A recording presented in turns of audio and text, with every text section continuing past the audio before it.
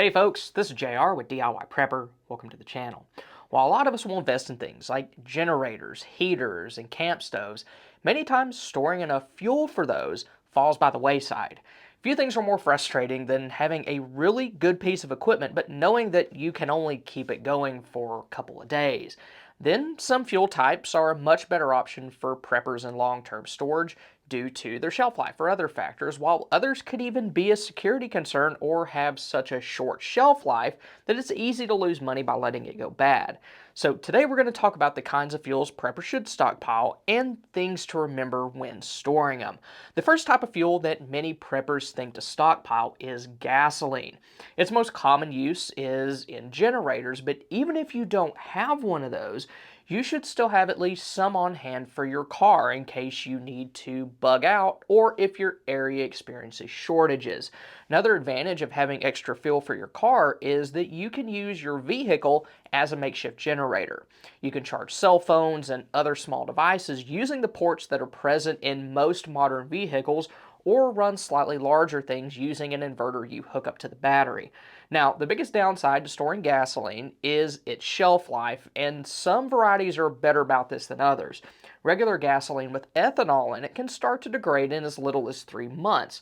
This is due to the fact that ethanol is hydrophilic, meaning it'll combine easily with water, including water vapor in the air. So when storing it, be sure to use gas cans that seal well, and also consider using fuel stabilizer. However, I prefer to use ethanol-free gas. It's harder to find and more expensive, but it'll last longer since it doesn't bond as easily with moisture, and it's also easier on small engines like what you would find in a generator. And yeah, I know there's probably a lot of y'all that have been able to store gas for a lot longer than that, and I know that there's debate as to whether or not fuel stabilizers actually do anything. So if you've had a different experience, then by all means go off yours. You may live somewhere with very low humidity or other conditions that are favorable to long-term fuel storage. So my best advice is to store only the amount of gasoline that you can stay on top of rotating. Now when it comes to containers, metal gas cans are preferable since they're more durable and more well suited for longer term use. And also keep in mind that many gas cans are mainly designed to be used with lawnmowers or other smaller pieces of equipment, so you may need to buy a separate spout for use with a car. I've included an entire list of energy preps that everyone should have on hand as part of my ultimate stockpile checklist, and you can access that using the link in the description below. It's free for anyone who signs up for my newsletter. The next fuel type that some preppers will store is diesel. Like gasoline, it can be used to run vehicles and generators, but it can also power larger pieces of equipment like tractors. It should be able to store a little longer than gasoline depending on which source you're looking at. It should last anywhere between 6 to 12 months or a year and a half to 2 years, but a lot of that will depend on storage conditions. Keep it in a relatively cool, shaded location outdoors in a well-sealed container. Then, another advantage of having diesel equipment is that during a longer term situation, a lot of that should be able to run on biodiesel. There is a process to making that, but it can be done. Although most people will think of gasoline and diesel when it comes to fuel storage, my favorite fuel is actually propane. And no, I'm not turning into Hank Hill or anything, but propane does have some significant advantages over other fuel types. Ugh. The biggest reason why I like propane is that it never expires. As long as the container it's in is in good shape, then the fuel inside should last pretty much indefinitely. This means that you can continue to add to your fuel reserves without having to worry about rotating the old stuff out before it goes bad. Now, of course, you probably do want to use your older stuff first, even if it's just to rotate out old propane tanks, but you have a period of 10 years or more to do this rather than 6 months to a year with gasoline. Then propane also runs a lot of different things. My traditional fuel-based generator is dual fuel, meaning it can run on either gas or propane, and of course propane can also power smaller things like camp stoves and lanterns. You also have a lot of storage options when it comes to propane. Tanks are available in numerous sizes, the most common of which are just standard 20-pound cylinders and 1-pound bottles. While you can get 40 or 100-pound cylinders, I tend to stick with the 20s since they're easier to move. You can also get adapter hoses for heaters and camp stoves that allow you to use larger cylinders rather than the small bottles, which are expensive to stockpile in large quantities. If you take short camping trips frequently, it may be worth picking up a 5-pound cylinder as well. I did that a while back so that we could run our heater, since our regular 20-pounder won't fit under my tonneau cover when it's closed. The only time now that I really use the 1-pound bottles is just as a backup for that 5-pound cylinder or for my propane lantern, since the bottle serves as its base.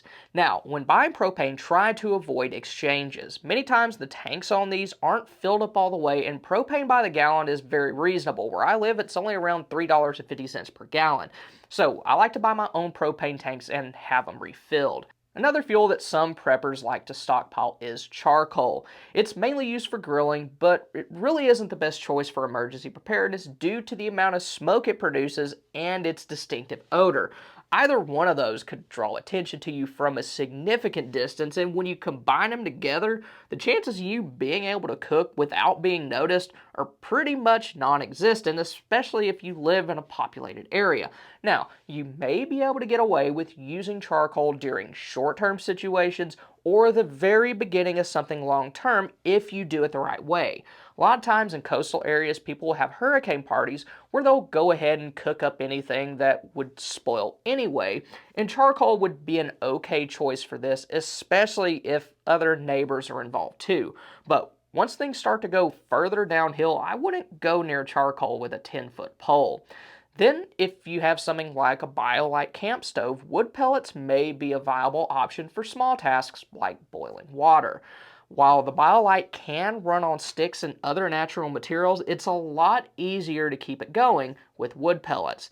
Then, the BioLite itself doesn't produce much smoke due to the way it operates, and you can also use it to charge cell phones and other USB devices. When I got mine, I went ahead and got the kettle pot to go with it that sits right on top of it, and it fits perfectly. If you need to use it for cooking, you can always boil your water outside and then bring the water back into your house to prepare foods like freeze-dried meals or condensed soup.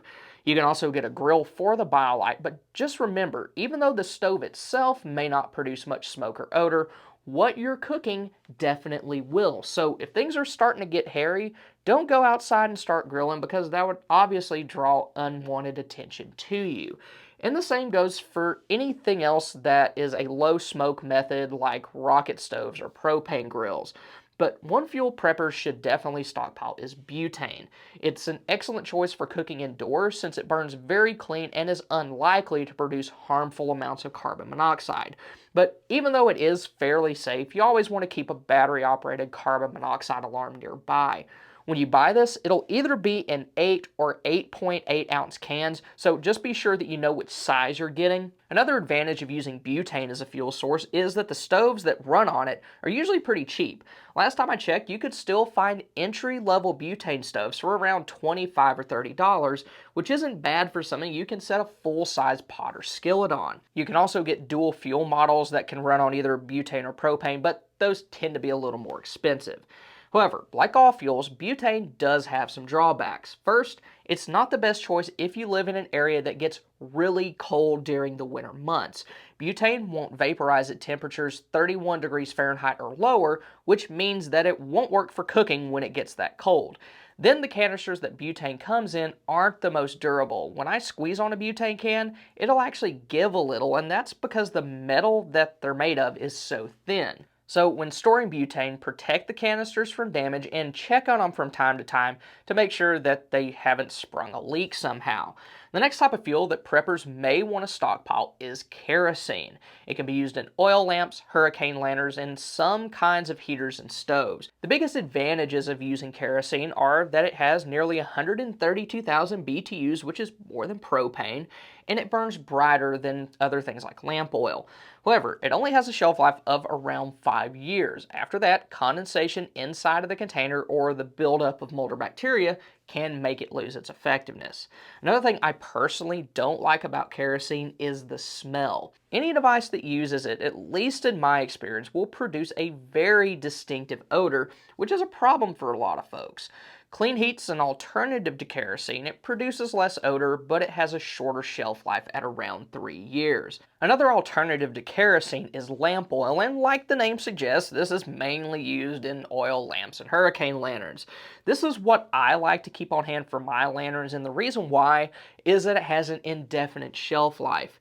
Even though 5 years is pretty good, I always prefer something that I don't have to think about rotating at all because, in all honesty, I rarely use my oil lamps. I have other backup lighting options and a good enough backup energy plan that if I actually need to use oil lamps, things are pretty stinking bad. So, any fuel that I have needs to be able to sit on a shelf for years at a time without me having to think about it.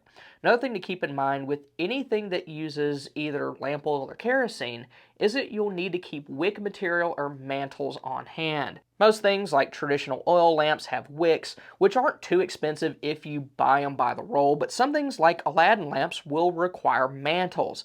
These are a lot less common, so be sure to order a good supply of them online before you need them. The next kind of fuel that I like to keep on hand is denatured alcohol, and this is mainly for the alcohol stove that I keep in my bug out bag. You can get denatured alcohol in any hardware store and many big box stores as well. I picked up a gallon jug of it a while back for a little over $20, and it should last for quite a while. I use that to fill up my alcohol fuel bottle, which goes in my bug out bag with my alcohol stove, but you can also use other alcohol-based fuels with those stoves as well. Yellow Heat is nice since it already comes in a bottle that's easy to pack, which is why a lot of backpackers use it. And if you don't have anything else, then isopropyl alcohol or even Everclear will work too. I like alcohol stoves since they're portable and relatively safe to use indoors, and they can also be made on the fly if needed out of just a couple of soda cans. Then, even though these aren't a fuel source in the traditional sense, another very good thing to keep on hand is batteries. Because in a disaster, having small items like flashlights, radios, and even your cell phone, if towers are still up and running, is just as important as having larger things like stoves. The most basic type of battery is the disposable alkaline. These are okay for short-term emergencies or if you don't have a backup power source, but you can only use them once and they have a tendency to corrode, sometimes much sooner than they actually should. Rechargeable nickel metal hydride batteries are a better choice, especially if you have a way to recharge them. But even if you don't, you can still use those daily and squirrel away a good stockpile of alkaline batteries for emergencies. If you put those rechargeables in devices you use regularly, it shouldn't take you long to make your money back. Then, if you have power tools, drill batteries are another good option, especially if you have accessory tools like lights and fans. Then USB battery banks are nice since most of them can recharge a cell phone multiple times and they can power other essential devices as well. But also keep in mind that if you're storing large quantities of fuel, you will need to follow certain guidelines. So be sure to keep up with any laws in your area that deal with that. Then always be sure to have safety equipment like fire extinguishers, smoke alarms, and carbon monoxide detectors, on top of knowing which devices are safe for indoor use and which ones must be used outdoors. Now, being July, it's an excellent time to pick up survival gear and supplies. Hurricane season is only going to get worse, and even though we're in the middle of summer, winter's going to be here before we know it, and the best time to get stuff is before other people even start thinking about it. So, if you want to see items that would disappear in a crisis, then click here. Or if you want to see 15 items that every prepper should stockpile, then click here. Thank y'all for stopping by. Y'all have a good one.